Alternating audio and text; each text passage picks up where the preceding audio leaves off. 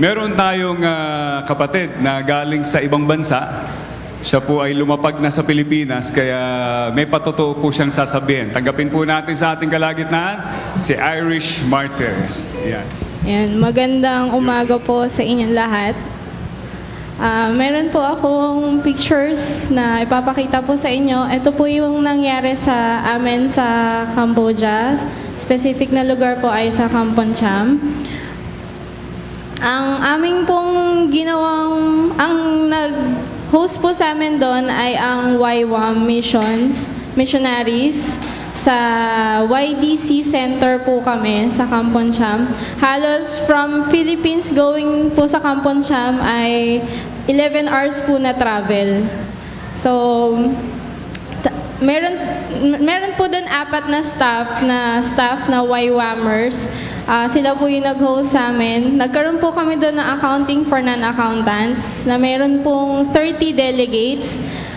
Meron din po kami doon, nagkaroon din po kami ng youth camp na meron po kaming 20 delegates. 2 po doon ay estudyante po doon sa English center nila. And the rest po ay youth po within the community. Irish, ilang weeks kayo doon? 2.5 weeks po. 2.5 weeks. Ilan kayo na pumunta uli ron? 5 po kami na galing po dito sa Philippines under Philippine Challenge po. Okay. Ano yung mga nakita mo na natutunan mo ron as a missionary sent there? First time mo, no? First time Cambodia. ko po. Okay. Nakaka-bless po na tayo po dito ay malaya na kahit sa nakakapag-share. Sa Cambodia po, kahit open city po sila, hindi ka po pwede mag-share in public. So we have to invite the youths or yung mga estudyante to our center. Ang main na i-offer namin ay magturo ng English. Medyo ihahaging po namin yung Word of God.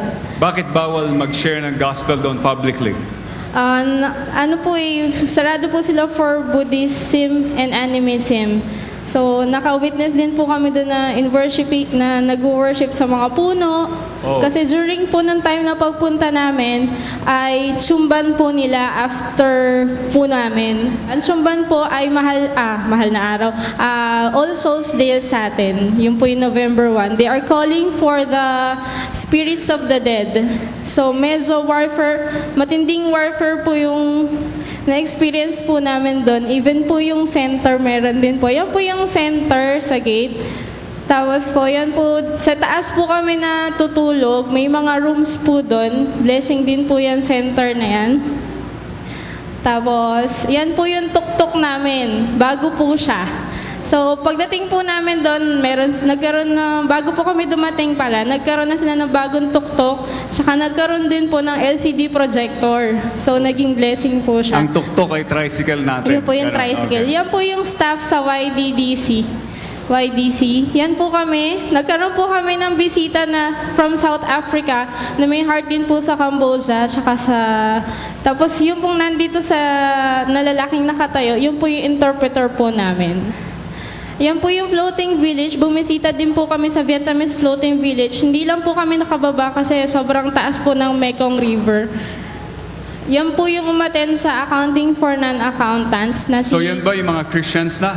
Most of them po ay hindi po Christian. Okay. So during accounting for non-accountants po, meron po kami doon na biblical base. Doon po kami nag-share about God and finances. So kung accountant ka, pwede kang gamitin ng Lord sa ganong klaseng missions work? Opo. Okay, humanda po si Kuya Buddy, saka yung iba pa. Hindi, yung mga accountants dito. Interested po sila lalo in budgeting. Kasi most of them are business-minded. Okay. So magitan no, nakapag-share kayo ng gospel? Opo. Good. Tapos yan po yun sa youth camp. Yan po yung mga ang attendees po namin ay 20. 2 po dyan ay non-Christian. 5 po ay baby Christian. The rest po ay Christians. Pero most of the Christian youth there are persecuted. Okay. But still, they have the heart for missions na looking forward na sana yung family nila makakilala din kay Jesus. So, yan po yung mga kabataan po doon. Yan po yung group po namin. Okay. Ayan, nagkaroon din po kami ng games, nagkaroon po kami doon na through doon sa mga games, ang mga naging testimony po nila ay akala nila ang Christian boring. Akala nila ang Christian hindi mahal ang parents nila. Kasi yun po ang connotation ng Christian doon. Pag Christian ka, hindi mo mahal magulang mo, hindi mo iiyakan pag namatay. So, na-break po yung ganong pananaw sa kanila. Yan po yung babae na hindi po Christian, na youth na hindi Christian, nakakilala po sa Panginoon. So tumanggap siya sa Lord doon? Opo. Tapos yung pong kabataan din na nandun, nagbigay po sila ng Bible sa kanya. Sinurrender po nila yung Bible nila sa kanya. Kasi gusto niya magkaroon ng Bible. So yan po. So, doon po sa prison ministry, bawal po kasing kumuha ng picture, pero meron po kaming isang picture dyan na preso ba to? Ayun, Opo. sa loob. Okay. Pagpasok niyo po ng prison, ano na po yan? Kaharap niyo na po yung mga prisoners. Hindi niyo na po makikilala kung sino doon yung pumatay or what. Pero lahat wala po silang sila uniforme?